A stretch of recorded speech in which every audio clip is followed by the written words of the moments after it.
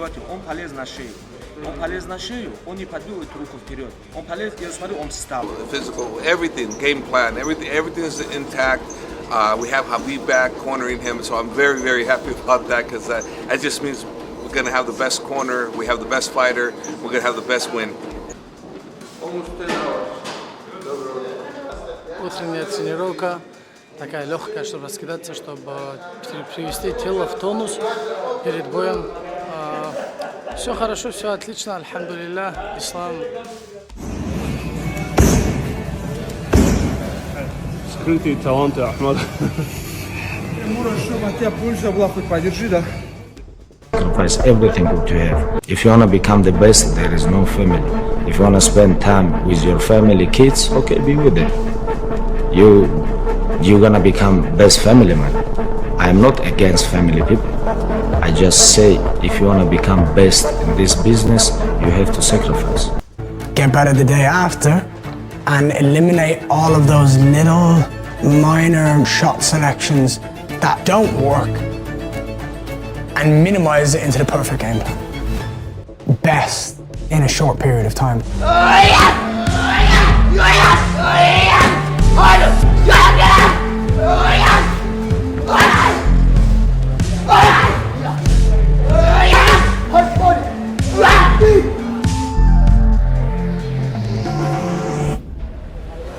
This guy's got a 100% finish rate. I've got a 100% win rate. When I step into the octagon, all I do is win.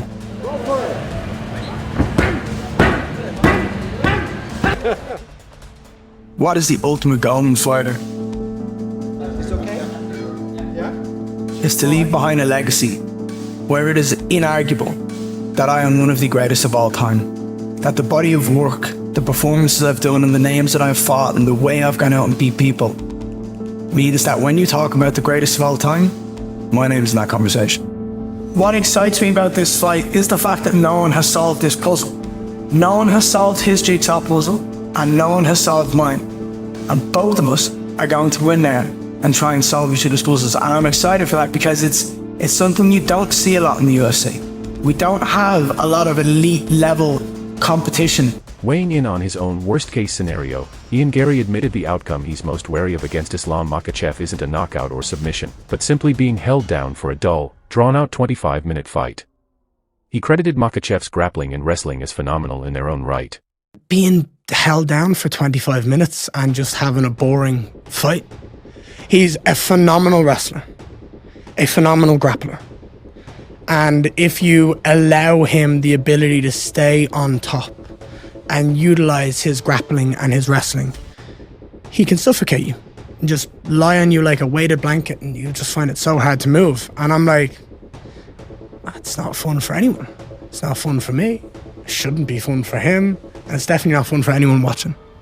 So I feel like, and he did that, he did exactly that to win the world title fight. And I feel like that's the worst case scenario. However, Arman Sarukian argued that Ian Garry simply can't defeat Islam Makhachev, pointing to Makhachev's excellent takedown defense as a key reason he doesn't see a realistic path to victory for Garry. Islam? How? It's a top fight. I think it's a submission. Submission? But I gotta rewatch Ian Garry's fight because I don't know him very well. People saying like he has a good takedown defense. Yeah. Yeah, so we'll rewatch and come back to that. So because I know everything in my division. Yeah. But I don't know a lot of people in 170, so I cannot say. But like Islam right now he's the best, so it's a little bit hard to beat. On Islam Makhachev's skill set, Javier Mendez addressed the recent praise from Olympic champion Gable Steveson, reaffirming his belief that Islam Makhachev remains the most well-rounded fighter in the lightweight division, someone fully capable of holding his own even against top-tier wrestlers. Not an easy guy for anybody, you know, no matter what style it is, whether it be boxing, kicking, you name. That's why I've always said he's the most well-rounded fighter of all, you know. I've said that on many occasions, you know. I said he was the most well-rounded fighter in the lightweight division, and people blasted me for that, you know. But he proved my point, you know. He's proven my point every time. He's just a great athlete who basically, He's the easiest for me to manage. I've been with him since 2014, maybe late 2013. And I really haven't put very much work into him as of late because he knows what he's doing. It's almost like wind him up, tell him what to do, and he goes out and does it, you know?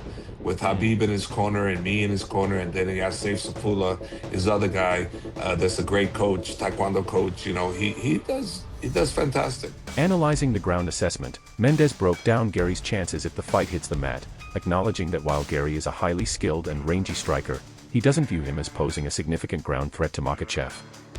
He suggested Gary might be able to survive there for a stretch, but stopped short of believing he could actually dominate or get the better of Makhachev in that position.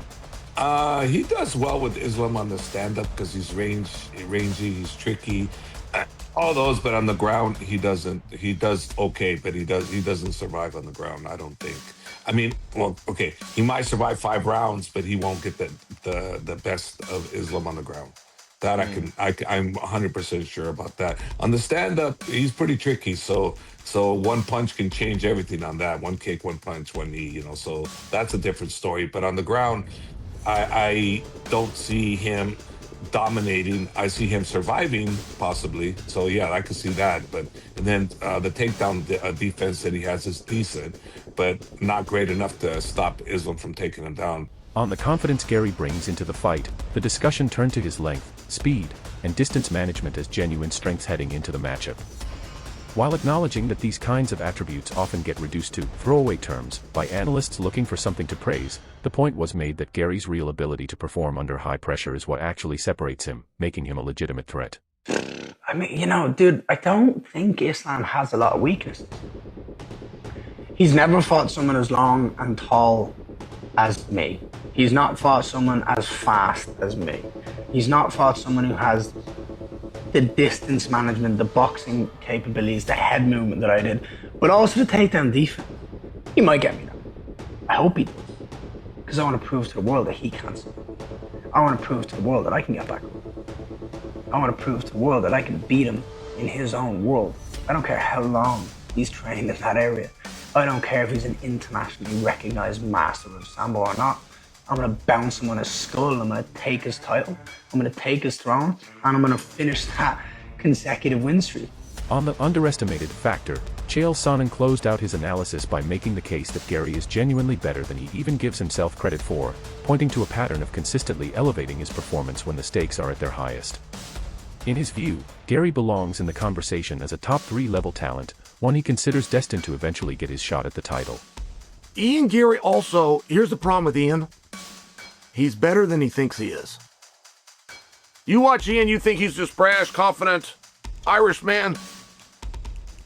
To an extent. But he's got the ride.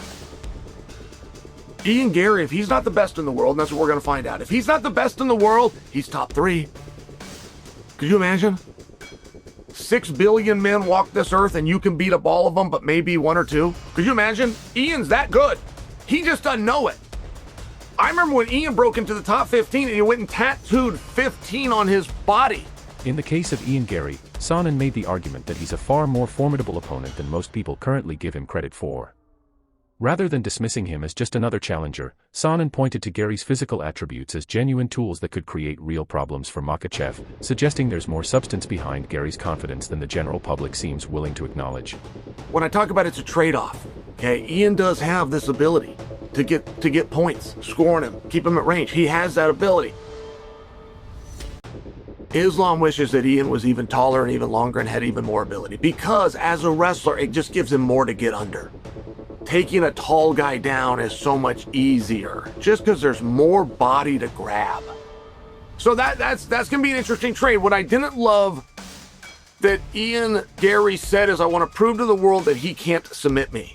At the end of the day, this fight brings together 2 very different stories, a dominant champion looking to defend his standing as the pound-for-pound best, and a hungry challenger who genuinely believes he's better than the doubters give him credit for. Whether Gary's length, speed, and composure under pressure are enough to solve Makhachev's suffocating grappling remains to be seen, but few fights heading into UFC 330 carry this much genuine intrigue. Who do you think comes out on top when the 2 finally meet, Islam Makhachev or Ian Garry? Let us know your prediction below.